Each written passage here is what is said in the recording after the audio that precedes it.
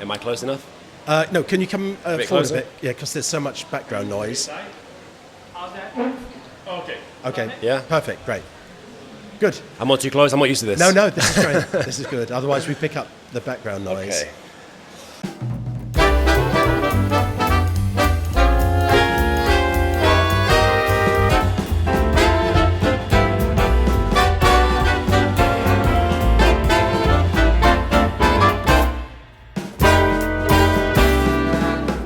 We're at the Extraordinary Travel Festival. You're an extraordinary traveller, having travelled extensively around the world. Firstly, you're wearing a T-shirt, MTP. Can you tell us what is MTP and your relationship with them? MTP stands for Most Traveled People. It's one of the main organizations, like Nomad Mania, for example. There's a few. I'm just a user. I like Most Traveled People. It's a good way of keeping track of it, where you've been. There's many different lists on there and leaderboards, so it's like fun competition. You can compare yourself to other travelers that are your age, from the same country, from other countries, and yeah, it's just fun competition. A lot of people here are talking about 193, chasing 193, visiting every nation in the world. Are you chasing 193 and counting the countries? I am. Where are you to date? 137. Wow. Probably not as impressive as other people here. Well, that's still impressive. When did you start your adventures? I've always travelled with my family, but since I was 18, I've travelled more. I'm 26 now. But maybe the last 3.5 years, I was doing it quite intensively, and yeah, a lot more than before. And are you documenting this through social media, YouTube, TikTok? All of them. I've got my fingers and everything. How do we follow you? Where are you? So yeah, TikTok, Instagram, YouTube, Facebook, just dnzh.travels. It's an easy one. What does dnzh stand for? It's an old nickname. It stands for Danzy. So I took out the A and the E. Ah. So yeah, so a lot of people here will know me by dnzh rather than Daniel. It's more recognizable.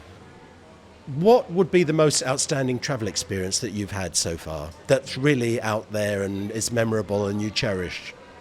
I'll do recent ones. I was just in South Sudan for 2 weeks and visiting different tribes. I did it completely independently, which is something people don't really do. And yeah, it was amazing. There's 64 different ethnic groups, and I got to visit many of them and stay with them. And yeah, it was just a crazy experience. I was in a car accident. Just so much happened in those 2 weeks. Yeah, I would say South Sudan is fresh. I was there a month and a half ago. Living with people, you would say, is far more rewarding in terms of travel experiences than staying in a luxury hotel. Yeah, I'm the person who avoids, apart from events like this, you won't catch me at a fancy hotel. I do a lot of couch surfing, I camp, if I'm in a small village, I'll ask if I can stay at your house. That's definitely more my vibe. Yeah. What's next on the list? So you're nearly there. You've got a bit of a way to go to 193. What's the challenging destinations that you'd like to visit next? So funny enough, I've done a lot of the harder ones. So I haven't been to South America, Canada, Australia, Caribbean. What's the toughest place you've been to? I've been to most of Africa. I was in Libya recently. I've been to Syria, Iraq, Mali. Oh my goodness. Have you ever felt that your safety has been compromised? Yeah, a few times. It always happens. I've been detained, arrested. I've been in dangerous neighborhoods where I thought I was going to get robbed. But that's all a part of travel. If you go to these sort of places, you deal with it. Arrested? What happened there? I've been arrested a few times. In Libya, I was arrested at a checkpoint. I was hitchhiking through the desert, and we came to a checkpoint. They weren't used to tourists. They didn't know what to do with us. They handcuffed us to a back room, and we were there for 8 hours until they decided to send us back. Oh my goodness. That's an adventure. Yes. From a foodie perspective, what would be the tastiest destinations you've been to and you'd recommend? Okay, so I'm Portuguese, so without saying Portuguese, because I think we've got the best cuisine, hands down. Not being biased, I think we've got great food. What would Portuguese food entail? We've got a lot of grilled meats, a lot of like codfish dishes, a lot of stews, a lot of good like salted meats like chorizo. It's very, we've got a bit of everything. It's really good. But apart from us, I would say Lebanese, Afghanistan's an underrated one. I think Turkish, especially eastern side of Turkey, is really good. So yeah, Middle Eastern I think is my favourite. And when you travel, do you tend to seek out these small little places or home cooking? I'm a big foodie, and I kind of blew up on social media from trying strange foods. So I've pretty much had everything you can think of, and I make videos of me trying. What's the weirdest food, strangest food that you've eaten? Probably not going to do well here, but I've had dog, I've had snake, I've drank snake's blood, I've had rat, I've had pagpag in the Philippines, which is recycled meat that they take from the garbage in the slums and they repurpose it. Anything you can think. I've pretty much tried it by now. Wow. And you look okay after all those experiences. I'm good. I just came back now from Klong Toi, which is like the biggest slum in literally just now, and I had this giant cockroach, and it had the most disgusting juice inside. Oh. It was the first time I had to spit it out. Couldn't finish it. So yeah, I do enjoy trying, and not just weird stuff. I am a foodie. I love all sorts of food, good food, And so these foodie adventures with travel, people can follow on your social media channels. yeah, it's then? all on there. Yeah. I document all that. People enjoy Right. seeing that. Travel can be quite lonely. Do you ever get homesick and you think, oh my gosh, I'm in an incredible place, but I'm a solo traveler and I'm not happy being here? I don't get homesick per se, but I am very close to my family, so I enjoy going home. So I'll never do a 1 year trip, a 6-month trip. I'll always do a month or 2 max, then go home for a few weeks, then keep traveling. It's just my style. I'm very close with them, and I enjoy going back. But I could stay longer, but I choose not to. And do you think the travel that you've had so far, which is incredibly extensive, has changed your perspective on life? Of course, I'm grateful for everything. When I go home, it just reminds me how I've got a roof over my head, I have running water, I have a normal toilet, I've got food, which many people around the world don't have. And until you travel to certain places, you don't realize how fortunate you are. You often think you have big problems, but you really don't, compared to some other people in the world. Life's pretty easy, like in the West, or I'm speaking for myself. We have it pretty good, so yeah. And you learn that when you travel. If it's not Portugal, where would you make home? Okay, so I've lived in London my whole life. So it's between Portugal and England, but without counting those, Southeast Asia, places like Bangkok, Kuala Lumpur, Bali. They're quite safe destinations. They're not these adventurous places. No, though, but yeah, so to live, somewhere like this, because it's cheap, it's good weather, it's safe, it's easy to get to, it would be Southeast Asia for sure. What happens when you've clocked up 193? What happens after that? Do you say, I've done it, and then you just retire your travels? No, you go back to places you love.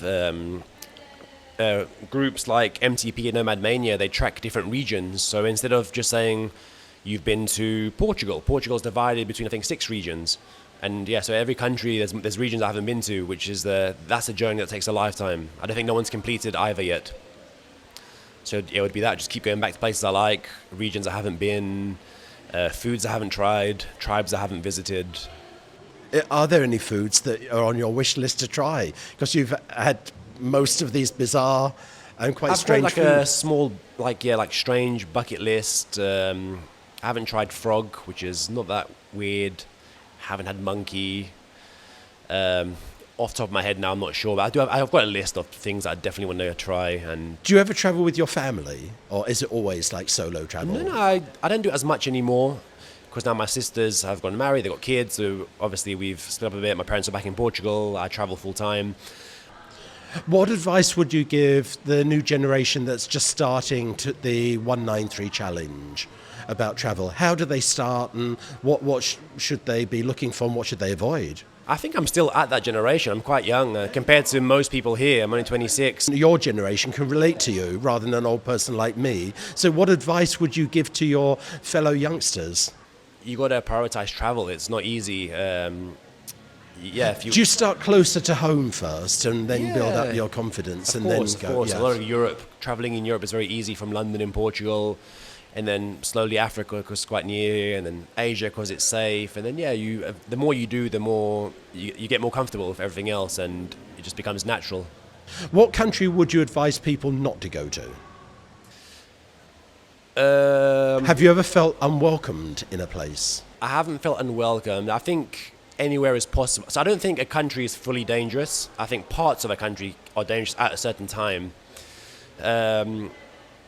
It depends on you, how your danger tolerance. I feel like I've got quite a high one. I don't think there is a country I wouldn't say. And what do you pack? A 20-kilo suitcase or a backpack? I've got a tiny backpack, I think like 15 liters. That's why I'm in Crocs right now, because I didn't have space to bring nice shoes for this event.